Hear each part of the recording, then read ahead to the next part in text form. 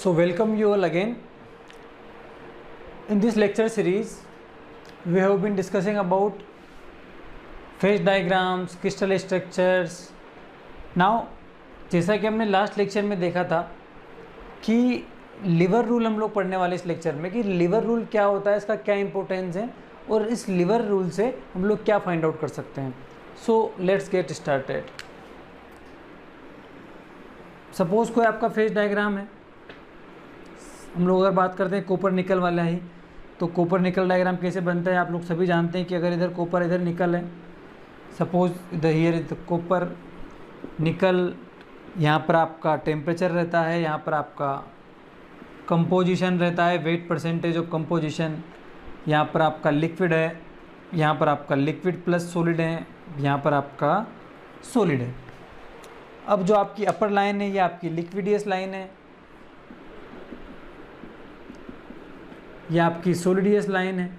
ठीक है. अब अगर मैं आपको बोलता हूँ कि बताओ कि इस टेम्परेचर एक्स टेम्परेचर पर और इस वाई कंपोजिशन पर इस पॉइंट पर आपका क्या फेज़ है, तो आप बता दोगे कि यहाँ पर लिक्विड है और कितनी मात्रा में लिक्विड है. आप ये देख के बता दोगे कि सर इतना अमाउंट ऑफ लिक्विड यहाँ पर है इस टेम्परेचर पर. अगर मैं बोलता हूँ आप इस पॉइंट पर बताओ, तो आप बता दोगे कि सर इतना कंपोजिशन है और इस टेम्परेचर पर मेरा यहाँ पर इतना सॉलिड है. लेकिन अगर मैं आपको बोल देता हूँ बेटा एक काम करो, ये कोई पी पॉइंट है और आप इस पी पॉइंट पर बताओ कि कितना टेम्परेचर और कितना इसका कंपोजिशन है, कितना अमाउंट ऑफ यहाँ पर लिक्विड है और कितना अमाउंट ऑफ सॉलिड है. तो यहाँ पर आप ये तो बता सकते हो कि इस पॉइंट पर मेरा इतना अमाउंट ऑफ मटेरियल है, लेकिन आप ये नहीं बता सकते हो कि इस पॉइंट पर कितना अमाउंट ऑफ लिक्विड है और कितना अमाउंट ऑफ सॉलिड है. तो उस चीज़ को निकालने के लिए एक लीवर रूल बना. किसने कॉन्सेप्ट दिया कि लीवर रूल के थ्रू हम लोग क्या कर सकते हैं, मास अमाउंट ऑफ लिक्विड और मास अमाउंट ऑफ सॉलिड हम लोग क्या कर सकते हैं, फाइंड आउट कर सकते हैं. सो आइए देखते हैं कैसे करते हैं. तो लीवर रूल अप्लाई करने के लिए सबसे पहले हमको एक टाई लाइन खींचना होती है. क्या खींचना होती है? Tie line. तो टाई लाइन क्या होती है सबसे पहले? सो टाई लाइन जो होती है is a line, it is a horizontal line. Tie line एक हॉरिजॉन्टल लाइन है जो क्या करती है, जिस पॉइंट पर आपको आपका कंपोजिशन निकालना है, आपको उसका अमाउंट ऑफ फ्रिक्शन निकालना है, आप उस लाइन को लिक्विडियस लाइन और सॉलिडियस लाइन से जोड़ती है. ये आपकी लिक्विडियस लाइन है, ये आपकी लिक्विडियस लाइन है. तो इस पॉइंट से मैं क्या करूँगा, एक हॉरिजॉन्टल लाइन खींचूंगा जिसका एक एंड मेरा लिक्विडियस लाइन पर आएगा और एक एंड मेरा किस पर आएगा, सॉलिडियस लाइन पर.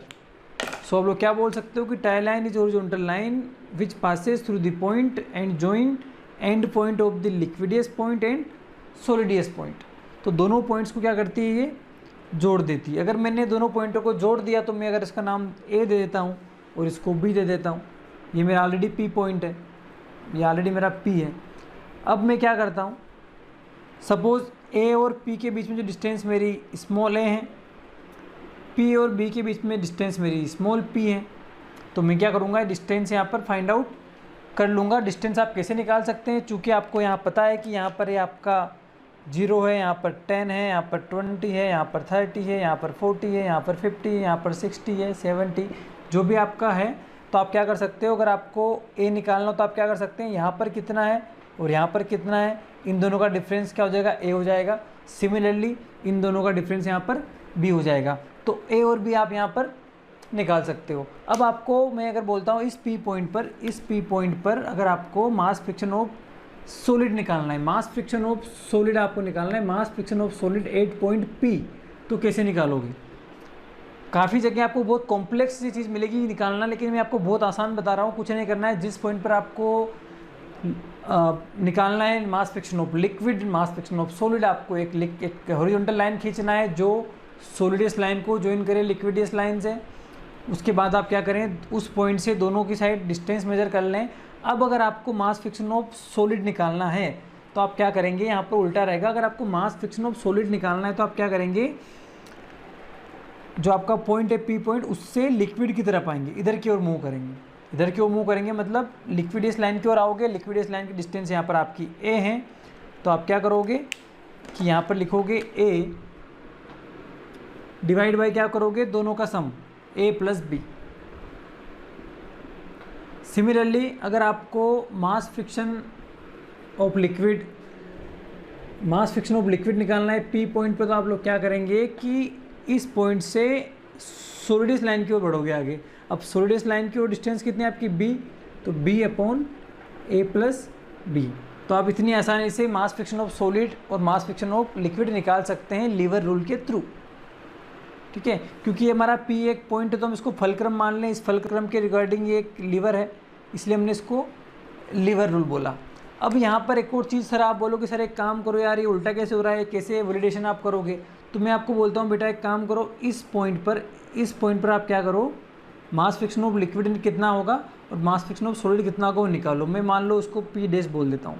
तो इस पॉइंट पर आपको निकालना है तो आप क्या करेंगे, सिंपल सा फॉर्मूला है, आप लोग क्या करेंगे, टाई लाइन खींचेंगे, हॉरिजॉन्टल लाइन।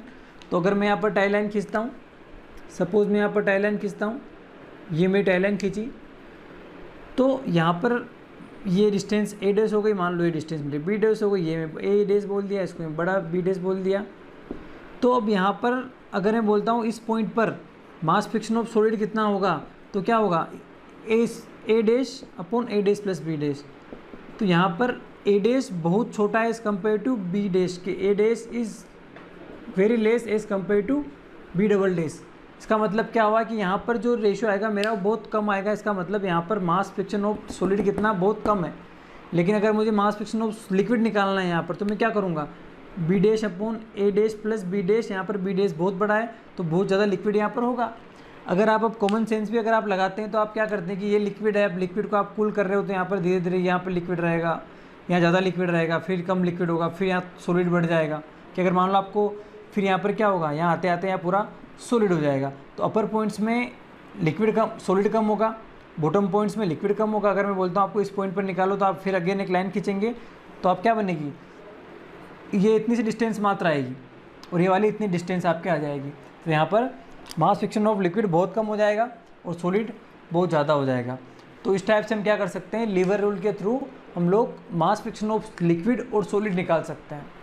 तो आई होप ये आपको कॉन्सेप्ट क्लियर होगा। अगर आपको इस कॉन्सेप्ट में कोई डाउट है तो आप मुझे कमेंट कर सकते हैं और क्लासेस में पूछ सकते हैं। नेक्स्ट क्लास में हम लोग डिस्कस करेंगे various types of eutectic, peritectic, isomorphous phase diagram के बारे में। So thank you for watching.